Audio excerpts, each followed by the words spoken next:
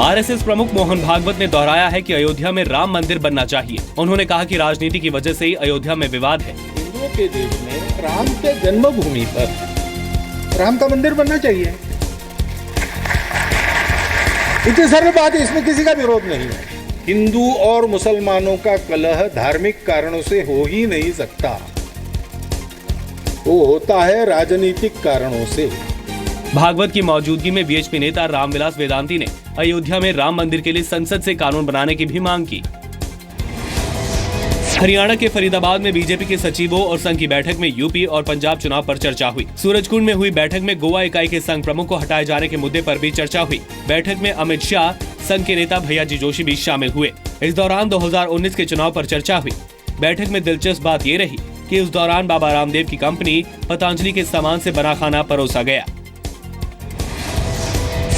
राष्ट्रपति प्रणब मुखर्जी ने अरुणाचल प्रदेश के राज्यपाल ज्योति प्रसाद राजखुआ को बर्खास्त कर दिया है। मेघालय के राज्यपाल वी शुगनमुनाथन को अरुणाचल का अतिरिक्त प्रभार दिया गया है। केंद्र ने खराब सेहत का हवाला देते हुए राजखुआ से इस्तीफा मांगा था, लेकिन राजखुआ ने कहा था कि वो इस्तीफा नहीं देंगे। झारखंड के गुमला में हुई नक्सलियों और सुरक्षा बलों के बीच मुठभेड़ में 50 लाख का इनामी नक्सली आशीष यादव मारा गया है। ये मुठभेड़ छत्तीसगढ़ के जशपुर जिले की सीमा के पास हुई। बताया जा रहा है कि मुठभेड़ में कई नक्सली भी जख्मी हुए हैं, जिन्हें बाकी नक्सली अपने साथ ले जाने में कामयाब हुए। छत्तीसगढ़ के अंबिकापुर में कुछ बदमाशों ने एक शख्स की जमकर पिटाई की और फिर उसका सिर मूंडकर पूरे इलाके में उसे घुमाया। इसके बाद उन्होंने उसे नाली का गंदा पानी पिलाने की भी कोशिश की। इस दौरान पुलिस भी जैसे अनजान बनी रही। उन्होंने बदमाशों को रोकने की कोशिश तक नहीं की। बाद में स्थानीय लोगों ने घायल शख्स को अस्पताल पहुंचाया। महाराष्ट्र के गढ़चिरौली में भारी बारिश के बाद बाढ़ के हालात पैदा हो गए हैं। भामरागढ़ में पलकोरडा नदी उफान पर है। वहीं इस नदी पर बनी पुलिया को पार करना जानलेवा साबित हो सकता है, लेकिन प्रशासन ने इस जर्जर पुल पर अभी तक ध्यान नहीं दिया है। लोग इस पुलिया का इस्तेमाल कर रहे हैं। पश्चिम बंगाल के पुरुलिया में महिलाओं ने शराब की एक दुकान में जमकर तोड़फोड़ की।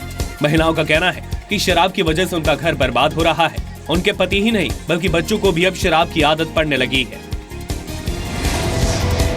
हरियाणा में एक बार फिर जाट आंदोलन शुरू करने की तैयारी हो रही है।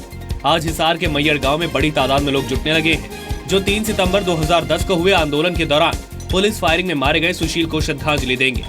इस दौरान जाट आंदोलन संघर्ष समिति आंदोलन की अगली रूपरेखा तैयार करेगी।